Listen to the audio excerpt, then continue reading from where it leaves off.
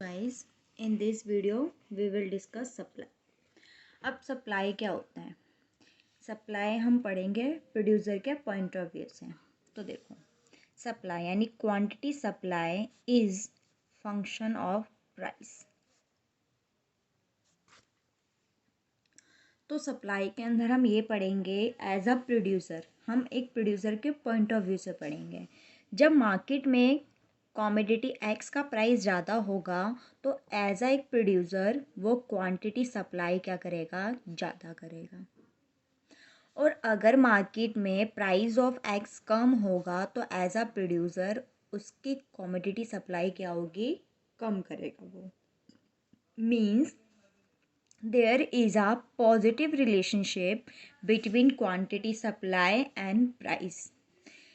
हम इसको एक डायग्राम के थ्रू भी एक्सप्लेन कर सकते हैं।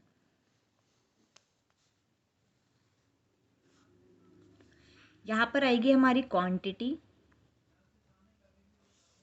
यहाँ पर प्राइस। सपोज ये प्राइस था हमारा P1, इस P1 पे जो प्रोड्यूसर है वो इतनी क्वांटिटी सप्लाई कर रहा था। ये पॉइंट समझ में आता है। जब प्राइस बढ़ गया तो एज अ प्रोड्यूसर वो सप्लाई भी क्या कर देगा, बढ़ा देगा, यानी दिस पॉइंट बी। जब हम ए एंड बी पॉइंट को ज्वाइन करते हैं, ये थोड़ी सीधी लाइन जानी चाहिए ऐसे, तो this is our supply curve. तो there is a positive relationship. तो हम बोलेंगे supply curve has a positive slope. Why? Because there is a positive relationship between price and quantity supply, keeping other things constant। तो हमने supply simple way में ये पढ़ा कि keeping other things constant there is a positive relationship between price and quantity supply। keeping other things constant का मतलब क्या है? देखो, मैंने एक वर्ड बोला keeping other things constant means हमारी टेक्नोलॉजी जो हम यूज़ कर रहे हैं वो गिवन है। मीन्स टेक्नोलॉजी में कोई चेंज नहीं आ रहा।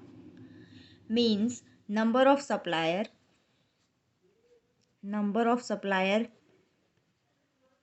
भी हमारा सेम है। मीन्स मार्केट में पहले जितने, मान लो कि मार्केट में पहले 10 सप्लायर्स थे और अभी भी 10 सप्लायर्स हैं। और हम बोल सकते हैं एक्सपेक्टेशन, मार्केट में जो एक्सपेक्टेशंस है वो भी क्या है, एक्सपेक्टेशंस वो भी सेम है। मार्केट में प्राइस ऑफ रिलेटेड गुड भी क्या है, सेम है।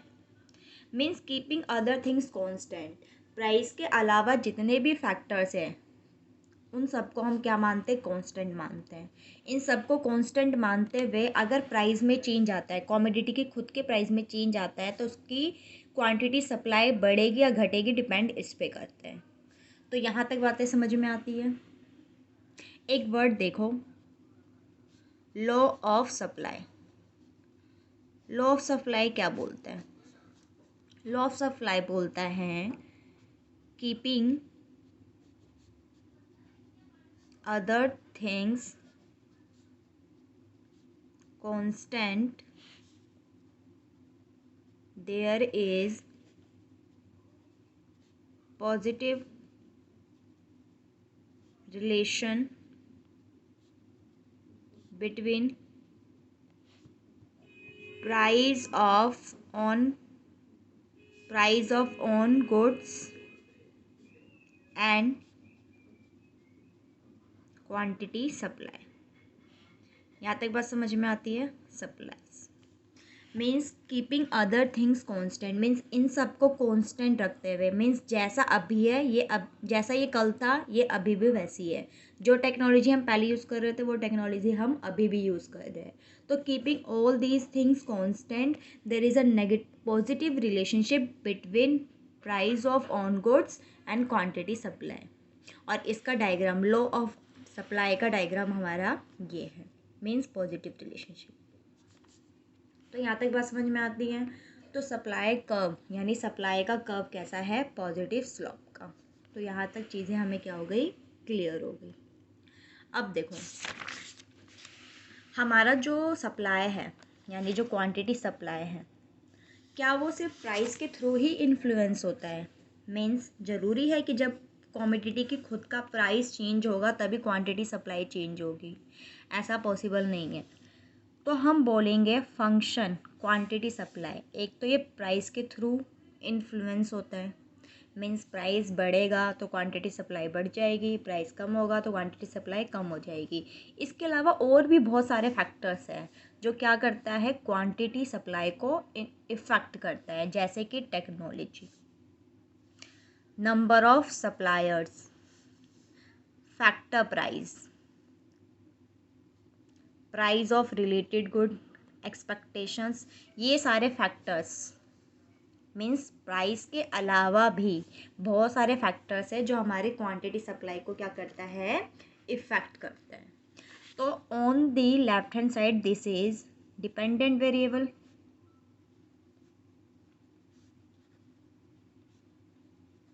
And on the right hand side this is independent variable. अगर आपने डिमांड पढ़ा होगा तो सेम लाइक ये डिमांड की तरह है, बस ये है कि वहाँ पर हम एज अ कंज्यूमर सोचते हैं और यहाँ पर हम एज अ प्रोड्यूसर सोचते हैं। तो सिंपल सी है कि जब हम इसकी बात करेंगे, इसका और इसका रिलेशन देख रहे होंगे तो हम बाकी चीज़ को कांस्टेंट मान लेंगे। जब हम इसका रिलेशन इसके साथ देख रहे होंगे टेक्नोलॉजी के साथ, तो बाकी चीज़ को हम कांस्टेंट मान लेंगे। तो सिंपल देखो, एक चीज़ समझा रही हूँ, movement along with supply curve, ये क्या मतलब है, इसका मतलब है कि जब कॉमोडिटी की खुद के प्राइस में क्या आता है, चेंज आता है। मीन्स अगर प्राइस बढ़ गया, कॉमोडिटी एक्स का प्राइस बढ़ गया, या प्राइस ऑफ कॉमोडिटी एक्स का कम हो गया, तो क्वांटिटी सप्लाई यहाँ बढ़ जाएगी और यहाँ क्वांटिटी सप्लाई कम हो जाएगी। इसका डायग्राम देखना ध्यान से। ये हमारा गुड एक्स है और ये हमारा प्राइस है। मान लो इनिशियली इतने प्राइस पे एक प्रोड्यूसर प्रोड्यूस कर रहा है, ये ए पॉइंट समझ में आता है। हमारा सप्लाई कर्व ये है।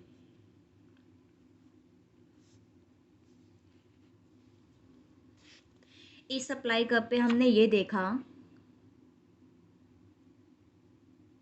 एक मिनट, तो इस सप्लाई कर्व पे एक चीज़ देखो, मान लो ये वाला केस लेते हैं हम, प्राइस बढ़ गया, तो इस केस पे एज अ प्रोड्यूसर हम क्या करेंगे, अपनी सप्लाई भी बढ़ा देंगे, यानी दिस पॉइंट, यानी पॉइंट बी।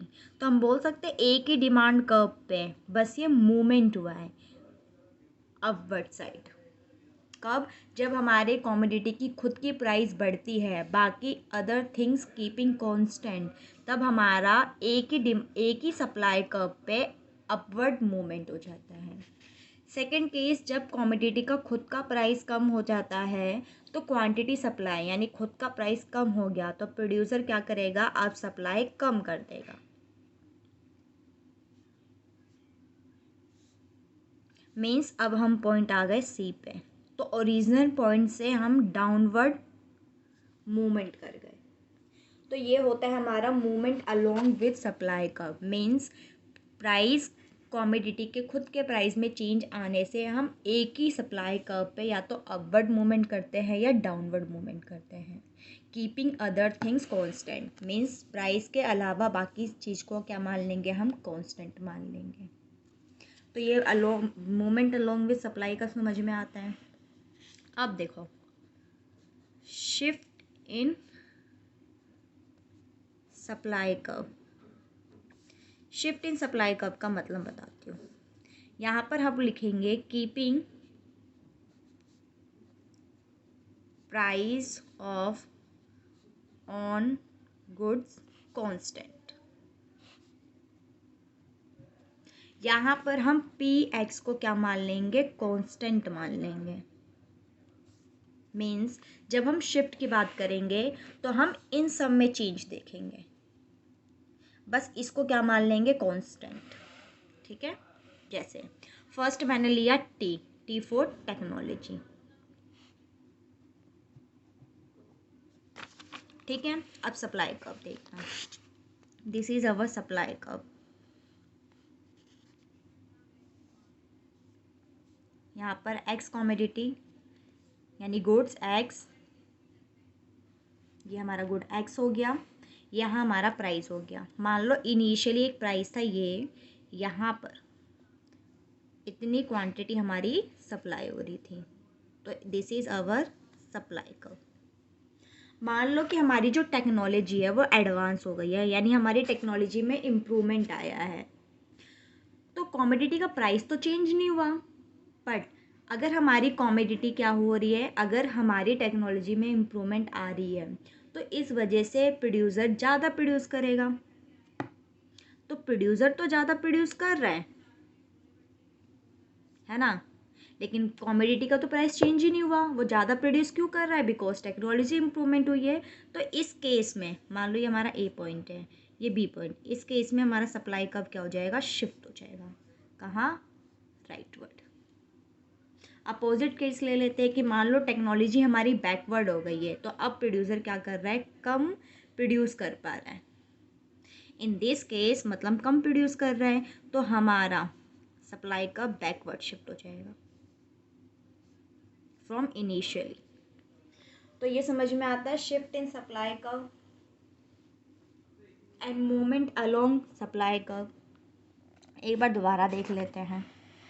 हमने बोला कि हमारा जो क्वांटिटी सप्लाई है वो लेफ्ट हैंड साइड होता है, that is dependent variable, depend on this.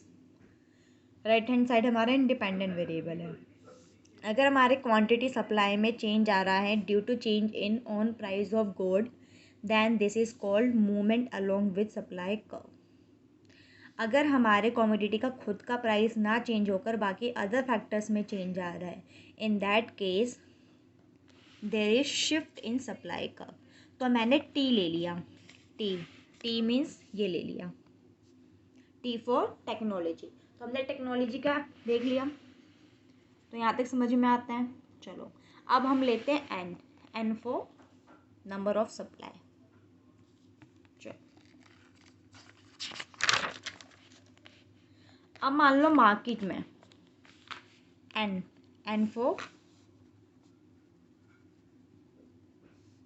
Number of supplier. यहाँ तक बात समझ में आती है। मार्केट में मान लो कॉमोडिटी गुड्स एक्स एंड ये है प्राइस।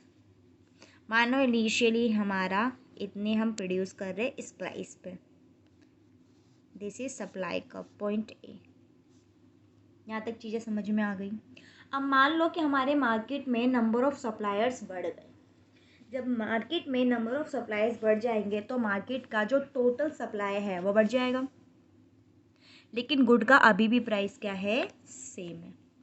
तो हम बोलेंगे हमारी सप्लाई बढ़ गई at initially price. In this case number हमारा सप्लाई कर्व शिफ्ट हो जाएगा राइटवर्ड। या फिर दूसरा केस ले लेते हैं कि मान लो नंबर ऑफ सप्लायर कम हो गया, तो मार्केट का टोटल सप्लाई क्या हो जाएगा, कम। तो हमारा सप्लाई कर्व क्या हो जाएगा, बैकवर्ड शिफ्ट हो जाएगा। तो इतनी चीज़ समझ में आ गई, मीन्स हमने एन भी पढ़ लिया। और प्राइस क्या है, कीपिंग प्राइस कांस्टेंट। तो इतनी चीज़ें समझ में आती हैं। अब हमारा है P F means price of factors या factor price of factors. Factors कैसे, लाइक लेबर एंड कैपिटल, किसी भी चीज़ को प्रोड्यूस करने के लिए तो इनपुट्स चाहिए हमें, जैसे कि लेबर एंड कैपिटल हो गया। मान लो मार्केट में अब हमें लेबर जो है वो चीप मिल रहा है, यानी सस्ता मिल रहा है, तो मेरी जो कॉस्ट ऑफ प्रोडक्शन है मार्केट में, जो लेबर है वो चीप हो गया यानी सस्ता हो गया। तो मेरी जो चीप होने की वजह से जो मेरी कॉस्ट ऑफ प्रोडक्शन है, यानी किसी चीज़ को बनाने की जो कॉस्ट है वो क्या हो जाएगी, कम हो जाएगी। अब हमारी कॉस्ट ऑफ प्रोडक्शन कम आ रही है। किसी प्रोडक्ट को बनाने के लिए मान लो पहले 10 रुपीज़ लगते थे, अब उसी प्रोडक्ट को बनाने के लिए अब मेरे पास 8 रुपीज़ लग रहे हैं। तो क्या मैं अपना प्रोडक्शन बढ़ाऊँगी? तो मेरा जो प्रोडक्शन है वो बढ़ जाएगा। Why? Because labour are available at a cheap price. तो इन दिस केस देखो, एक्स यहाँ पर प्राइस ले लेती हूँ। इनिशियली हम ये प्रोड्यूस कर रहे हैं, दिस इज़ आवर सप्लाई। मान लो कि हमारा जो लेबर है वो चीप हो गया, तो मेरा कॉस्ट ऑफ प्रोडक्शन कम हो रहा है। जब मेरा कॉस्ट ऑफ प्रोडक्शन कम आ रहा है तो मैं अब सप्लाई क्या करूँगी, ज़्यादा करूँगी उसी प्राइस पे। तो मेरा सप्लाई कब आगे की ओर शिफ्ट हो जाएगा। ये दिख रहा है। उल्टा केस ले लेते हैं। मान लो जो हमारा लेबर है अब वो बहुत महंगे मिल रहे हैं, बहुत एक्सपेंसिव हो गए हैं, तो मेरा कॉस्ट ऑफ प्रोडक्शन ज़्यादा हो जाएगा। इन दैट केस मेरा जो एक एज अ प्रोड्यूसर मैं कम सप्लाई करूँगी। इन this case at a initially price, उसी प्राइस पे मैं क्या कर रही हूँ, अब कम सप्लाई कर रही हूँ, तो मेरा सप्लाई कब बैकवर्ड शिफ्ट हो जाएगा। तो फैक्टर प्राइस समझ में आता है, प्राइस ऑफ फैक्टर। तो यहाँ तक चीज़ें समझ में आ जाती है। तो मीन्स ये सारी चीज़ें ऐसी है। अब देख लेते हैं, पीएफ देख लिया हमने। मान लो अब हमारा है एक पीआर। पीआर मैंने डिमांड में भी बताया था, प्राइस ऑफ रिलेटेड गुड्स। और इस गुड से रिलेटेड हमारे दो होते हैं, यानी price of related good, that is substitute good and complementary good.